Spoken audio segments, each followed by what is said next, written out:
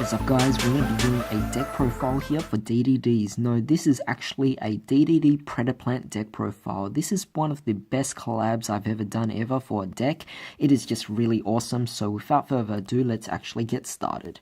A lot of these cards are actually new from a lot of new sets, so it's definitely going to be interesting to see how this actually turns out, this format. But so far I've been testing this for about 3 weeks. It's been working out amazingly. Playing 3 copies of Ragnarok, still a very great card to be playing in this deck. Playing 2 copies of Thomas, still playing 3 copies of Slime here, Swell Slime, and I'm going to be playing only 2 copies of Necro Slime. We don't need it as much, but there are still a lot of things we're going to play differently here. Moving on, we are playing 3 copies of Lamia. Of course, Synchro Summoning is still one very important thing we will be doing in this deck, but overall, she also adds as fusion material. We're playing 3 copies of Kepler because we are still searching for specific cards. But that is it for the DD monsters, a very small count of them, because we'll be using the new Predaplant monsters now. So this is going to be very exciting. We are playing 3 copies of Predaplant Orpheus Scorpio. This card obviously helps you search out your fusion cards and polymerization cards. So definitely really great here. Of course, it special summons your other monsters, but of course, one of those monsters is Predaplant Darlingtonia Cobra, which allows you to search for your fusion cards, including polymerization, of course, and we can make a lot of crazy plays. And you know what, since DDDs can actually do so many fusion plays, I figured this would actually work out really amazingly. We're also going to be playing 2 copies of Predaplant Calamito Sundew. This card also helps you fusion summon very easily into your Predaplant fusion monsters as well, so this is definitely really awesome. But that is it for the monsters. We will now be moving on to the spells. Alright, so picking off things up with spells, we are playing 3 copies of Gate. We still want to search for specific DD cards to actually do some few combos as well. A Swamp King, because Fusion Summon is more important than ever. Of course, we are playing the 1 Polymerization because it's just really great to help you Fusion Summon. We're playing a Fusion Substitute as well because, again, it can also work in the graveyard to return Fusion monsters back to your deck again to do some other combos just in case, of course. And of course, we're playing the new Super Polymerization, which came off the ban list recently, so definitely going to be very fun using this in here as well. I've only come across it maybe 2 or 3 games, and it has been phenomenal. Alright, so moving on, we're playing 2 copies of Desires. We really don't care about specific cards in this deck that we lose. We just want some fusion materials, and considering our whole deck is dark monsters, I think it's more than enough to suffice. We're playing a 1-for-1 and a Foolish Burial because, of course, we have plenty of level 1s in the deck, and a Foolish Burial to get cards in the graveyard.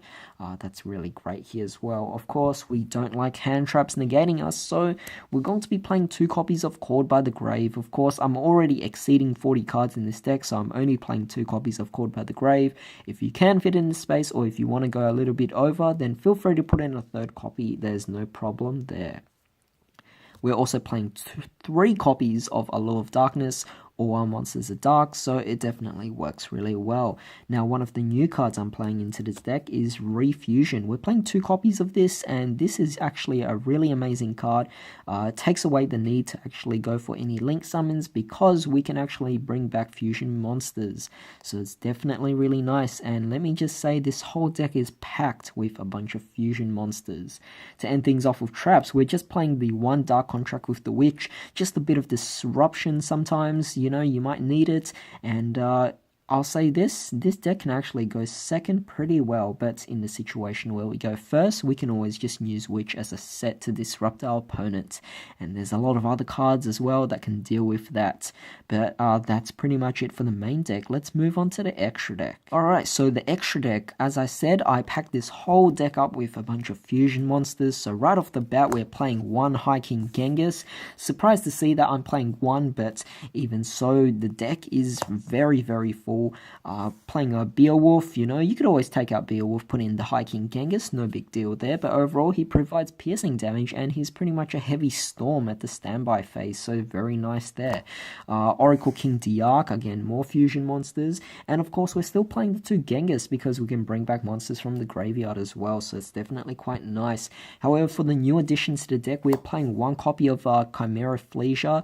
This card's really amazing, helps you get over really big monsters, so really nice there.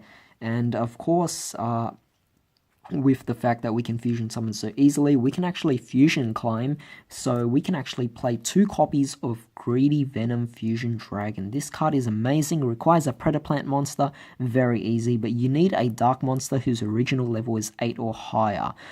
So basically Beowulf, very great option there, so it definitely works out. And we also have another target, of course, but we'll come back to that later. But basically, must be fusion summoned first. Once per turn, you can target a face-up monster on the field. Until the end of this turn, change that target's attack to 0. Also, that target has its effects negated. If this card is destroyed and sent to the graveyard, destroy as many monsters on the field as possible. Then you can banish a level 8 or higher dark monster from your graveyard and special summon this card from the graveyard. So it's definitely a really, really nice card to go for here. Just really amazing that he can even come back at the same time. Of course, we're playing 1 copy of Predaplant Dragos Stapelia. This card came out in Soul Fusion. Really amazing card, requires a fusion monster and a dark monster. No problem here, of course. Once per turn, as a quick effect, you can target a face-up monster and put a Predator counter on it. Effect is basically negate the activated effects of your opponent's monsters that have Predator counters. So every single turn you can put more counters on your opponent's monsters, meaning every single turn you can permanently negate a monster. So it's just really great, this card. Works really amazingly, but I'm only playing 1 because I think Greedy Venom is significantly better here. Playing a number 38 Hope Harbinger here, and I figure I want to play a Duo Dawn King Kali Yuga. I recently got word that Kali Yuga has been played in many other decks that are not DDDs, and it revolves around using a Phantom Knight's rank up spell, which allows you to go into Kali Yuga, and that's kind of unfortunate that it's being used in other decks that way, but overall, you know, it just means DDD cards are just really amazing. Of course, with fusion monsters and Xyz monsters, we gotta have some synchro monsters as well. And with Lamia, we can still go for a Crystal Wing Synchro Dragon as well. We can definitely go for an Odd Eyes Meteor Burst Dragon. We can definitely go for a Gust King Alexander. And to end things off, we're playing a Cursed King Siegfried. So definitely really great options here. This deck is just really amazing. You know, one very interesting card I totally forgot to even put into this deck is actually Starving Venom Fusion Dragon. This is a level 8 dark monster as well, so I don't know where I put this card, but I just completely forgot about it.